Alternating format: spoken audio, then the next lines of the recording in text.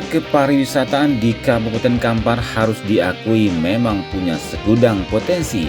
Nah, Dinas Pariwisata dan Kebudayaan Kabupaten Kampar adalah OPD yang senantiasa berupaya dalam pengembangan dan pembangunan dunia wisata agar terkelola dengan baik, di samping memberikan dorongan motivasi agar tumbuh dan berkembangnya kelompok sadar wisata di berbagai tempat yang ada. Namun demikian, tugas atau upaya pengembangan tidak hanya bertumpu pada Dinas Pariwisata dan Kebudayaan sendiri, melainkan keterlibatan stakeholder lainnya sangat diperlukan sinergisitasnya. Misalnya untuk pembangunan dan rehab infrastruktur misalnya, OPD yang menanganinya adalah Dinas PUPR. Kemudian untuk lampu penerangan di wilayah sulit masuk jaringan listrik PLN misalnya, serta fasilitas terkait itu adalah Dinas Perhubungan. Di samping itu Dinas Koperasi dan UMKM dan lain-lainnya. Dibutuhkan kerjasama penunjang maksimalnya potensi kepariwisata di negeri serambi Mekahnya Riau ini. Nah, bagaimana sinergisitas masing-masing OPD yang disebutkan tadi? Simak videonya. Tahun 2025 tahun baru tentu saja dengan harapan baru. Apalagi kita juga punya pemimpin yang baru. Yang kita ketahui bersama, insya Allah yang dilantik itu juga adalah mantan Kepala Dinas Pariwisata. Notabene ini adalah seorang pemimpin yang memahami bagaimana memajukan pariwisata itu sendiri. Nah, sebagai Kepala Dinas Pariwisata, tentu saja boleh saya berharap banyak pada tahun 2025 pariwisata di Kabupaten Kampar akan lebih menggeliat lagi. Saya yakin dan percaya pimpinan baru akan sangat concern dengan pengembangan pariwisata di Kabupaten Kampar. Tetapi semua itu tentu saja tidak terlepas dari dukungan OPD teknis. Ada beberapa OPD yang akan berkaitan langsung dengan pengembangan pariwisata di Kabupaten Kampar. Ada Dinas PUPR, ada Dinas Pemerintahan Desa, ada Dinas Perhubungan, dan juga mungkin ada beberapa OPD lain termasuk Dinas Koperasi dan UMKM. Nah, ketika seluruh OPD ini mendukung pelaksanaan kita, dan tentu saja dukungan yang paling penting itu adalah dari pimpinan. Saya yakin dan percaya Kabupaten Kampar terutama di bidang pariwisata akan semakin lebih maju lagi. Nah, tentu saja dengan banyaknya pengunjung-pengunjung yang akan berkunjung di Kabupaten Kampar, banyak harapan yang akan kita dapatkan, banyak hal yang akan kita dapatkan. Salah satunya adalah tentu saja pengembangan ekonomi pada masyarakat itu sendiri.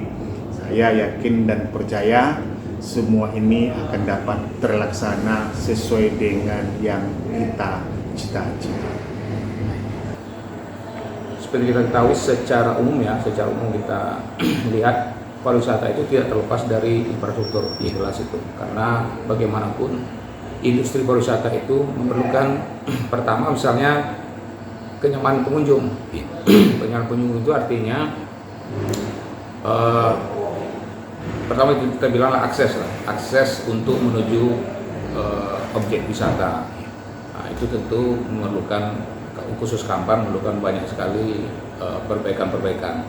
Kemudian kenyamanan yang kedua itu fasilitas di sana, fasilitas di tempat wisata, baik itu fasilitas pendukung lah, air, sanitasi, semua itu dukungan oleh infrastruktur PUPR.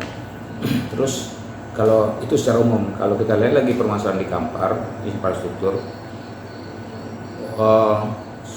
dominannya pariwisata unggulan kita itu berada pada kawasan hutan ya, bukan ya BHPT, HPK yang tidak APL maksudnya. Salah satu kendala infrastruktur di sana kalau di Kampar.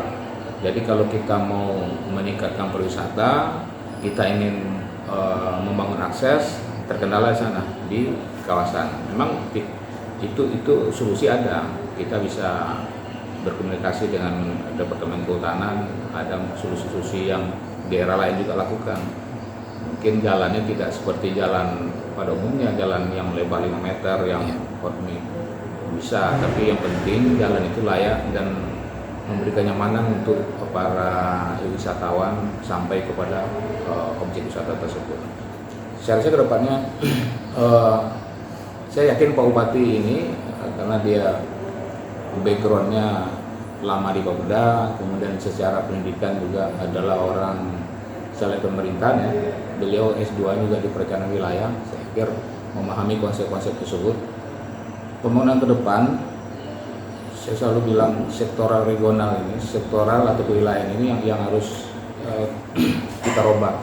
Jadi jangan lagi penganggaran atau perencanaan itu fokusin pada sektoral, kita fokusin pada kewilayahan. Kalau ingin membangun pariwisata, tetap aja kita target pembangunan wisata ini mana, wilayah mana. Jadi penganggaran itu penganggaran kepada wilayah tersebut, tidak pada sektor. Jadi jangan dianggarkan lagi PU sekian, wisata sekian, tidak. Pengembangan wilayah Tinggal Kota Kampar butuh sekian miliar.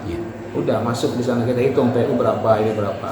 Jadi konsep-konsep sektoral agak digeser sedikit ke kewilayahan. Nah, seperti itu ke depannya. Masalah pariwisata ya. Iya. Pertama, kita harus memanfaatkan jalan tol yang sudah dibangun sekarang. Jangan tersia-sia di situ. Karena ada exit tol di daerah yang kebetulan exit tol itu daerah wisata. Nah, itu harus kita manfaatkan. Yang kedua, tujuan wisata emang sekarang Sumbar ya, Sumbar. Cuma kita manfaatkan lah. Kita tidak mungkin belum bisa mengharapkan tujuan utama Tinggal Kota Kampar. Tapi karena mereka lewat, kita pelan-pelan itu menjadi tempat persinggahan lah sementara. Hitung-hitungan bukan hari, jam-jaman lah, jam-jaman. Nah, itu yang harus kita tangkap. Itu peluang yang harus kita tangkap ke depannya. Karena cukup banyak potensi kita yang belum digarap di sana. Tentunya yang sehubungan Kabupaten Kampar yang merupakan salah satu organisasi perangkat daerah yang membantu mencapai visi dan misi Bupati, tentunya mempunyai tugas dan fungsi terkait dengan hubungan, dan kami juga berupaya untuk mensupport kegiatan-kegiatan yang terkait dengan agenda pemerintah daerah. Terkait dengan pariwisata sendiri, kami juga tentunya harus mensupport kegiatan pariwisata ini, yang mana yang sudah kami lakukan kemarin yaitu terkait dengan pengembangan kawasan wisata Candi Muara Takus.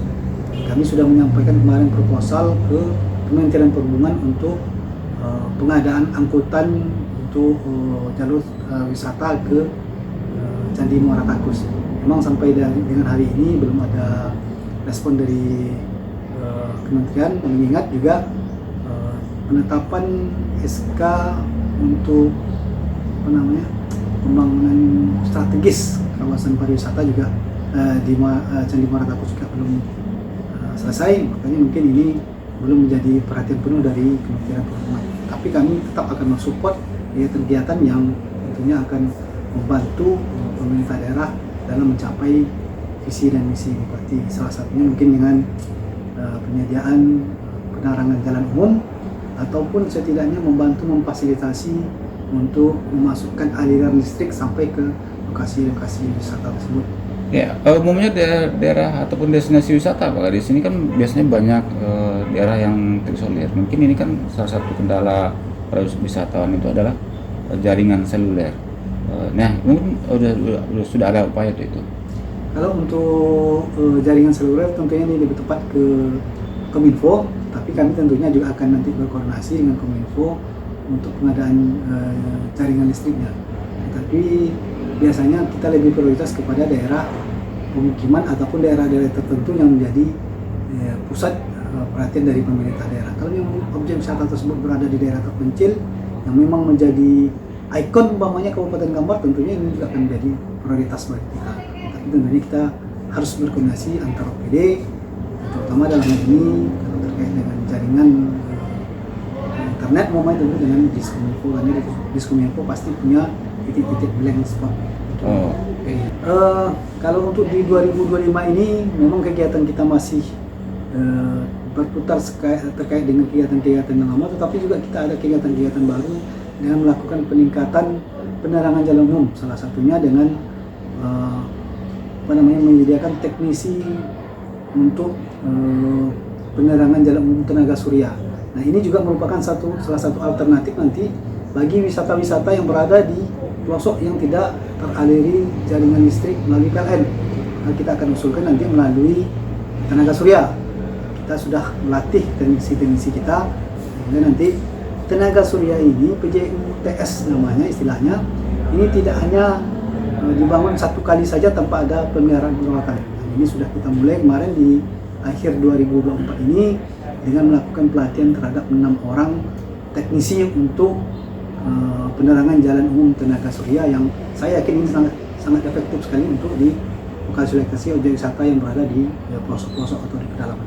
Closing statement dari Pak Kadis tentang dunia pariwisata sesuai dengan tupoksi dinas. Dinas Perhubungan Kabupaten Kampar pasti akan mensupport kegiatan-kegiatan tentunya yang terkait dengan visi misi Bupati, dan kita tentunya akan all out untuk membantu Bupati dalam mencapai visi dan misi tersebut. Terima kasih Pak Kadis.